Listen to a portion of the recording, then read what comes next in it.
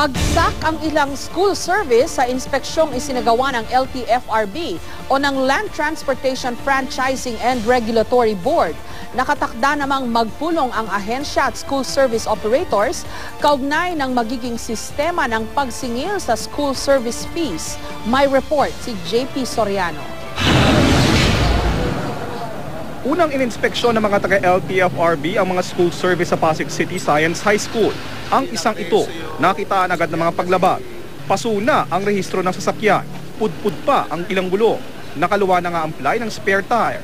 May fire extinguisher nga na isa sa requirements para mabigyan ng prangkisa. Pero mali naman ang pagkakapwesto. Dapat kasi maayos at secured itong nakasabit.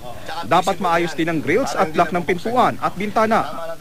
Tsaka yung ganito sir, kailangan nakatali ito ng alambre, hindi ito pwede mabuksan. Dahil pag hinatak ng bata, kaya sinuspende ng 30 araw ng LTFRB ang school service unit. Nangako naman ang School Service Association ng eskwelahan, agad tutugon sa guidelines ng ahensya. Hanggang hindi naaayos yung sasakyan niya, hindi po siya pwede bumiyahe. Sunod na pinuntahan ng mga inspektor ang Rizal High School.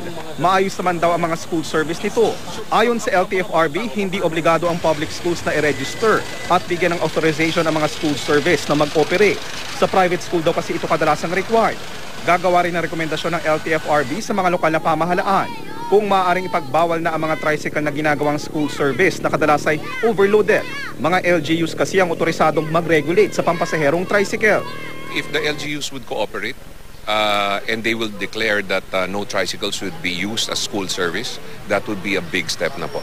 Sa Lunes, magbubukas na ang klase para sa mga private schools at ilang kolehiyo. Sabi ng LTFRB sa mga magulang at mga estudyante, siguraduhing ligtas at pasado sa standards ang mga school service na inyong pipiliin. At kung may problema, maaari itong itawag sa LTFRB hotline. Sa June 13 naman, magpupulong ang LTFRB at school service operators para pag-aralan ng singil sa school service at makapaglabas agad ng matrix. May ilan daw kasing school service na aabot sa 7,000 kada buwan ang singil. Pag yung dumoble na lang po, kunyari ang accepted rate is 1.5.